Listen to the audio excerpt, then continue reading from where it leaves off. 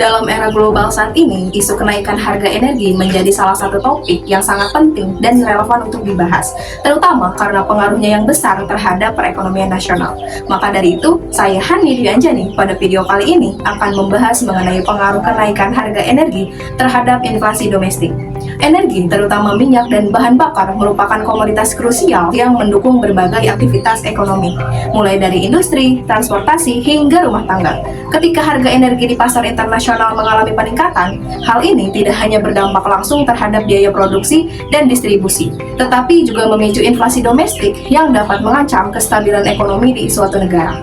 Di Indonesia, fenomena ini semakin menjadi perhatian karena dampaknya yang cukup besar terhadap kesejahteraan masyarakat dan keberlanjutan pembangunan ekonomi nasional. Sejak pertengahan 2024 hingga 2025, kenaikan harga energi di Indonesia cukup nyata terlihat.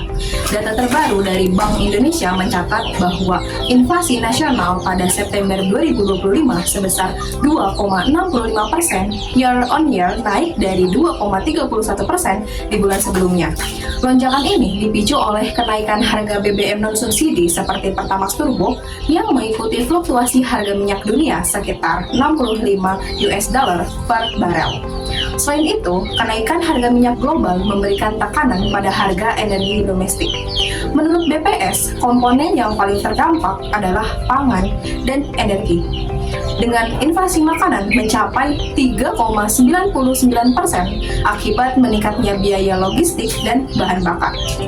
Kenaikan ini memberatkan masyarakat, terutama di kalangan ekonomi bawah, serta meningkatkan biaya di sektor manufaktur, transportasi, dan pertanian yang akhirnya memicu inflasi umum.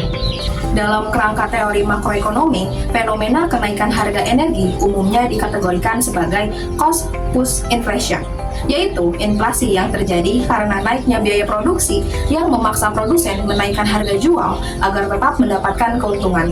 Kenaikan biaya bahan bakar, listrik, dan transportasi menyebabkan biaya distribusi dan produksi meningkat secara langsung, sehingga harga barang dan jasa secara umum ikut meningkat.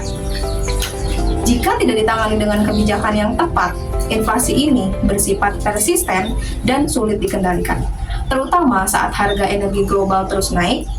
Inflasi tinggi juga bisa memicu ekspektasi inflasi yang makin membesar, menyebabkan spiral inflasi dan memperlambat pertumbuhan ekonomi akibat kebijakan moneter yang ketat. Lebih jauh lagi, dalam konteks makroekonomi, kenaikan harga energi juga memiliki efek multiplier yang berkaitan dengan pengeluaran konsumsi dan investasi. Kenaikan harga energi dapat melemahkan daya beli masyarakat, terutama yang berpendapatan rendah, sehingga dapat mengurangi konsumsi dan investasi, serta memperlambat pertumbuhan ekonomi. Oleh sebab itu, kebijakan yang diambil harus strategis untuk menjaga stabilitas harga energi agar inflasi terkendali dan daya saing nasional tetap terjaga. Dari pembahasan sebelumnya, dapat disimpulkan bahwa kenaikan harga energi memiliki dampak yang cukup besar terhadap inflasi domestik di Indonesia.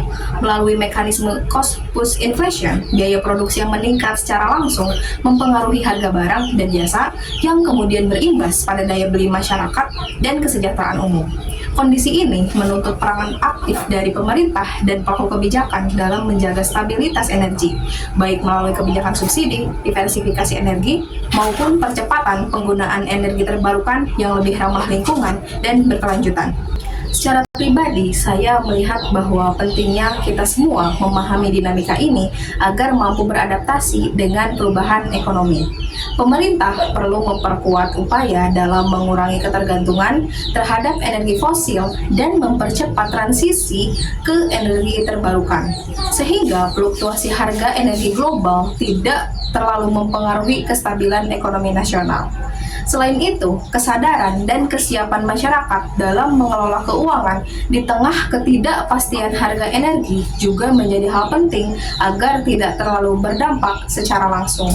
Sekian video dari saya, terima kasih. Sampai jumpa di lain kesempatan.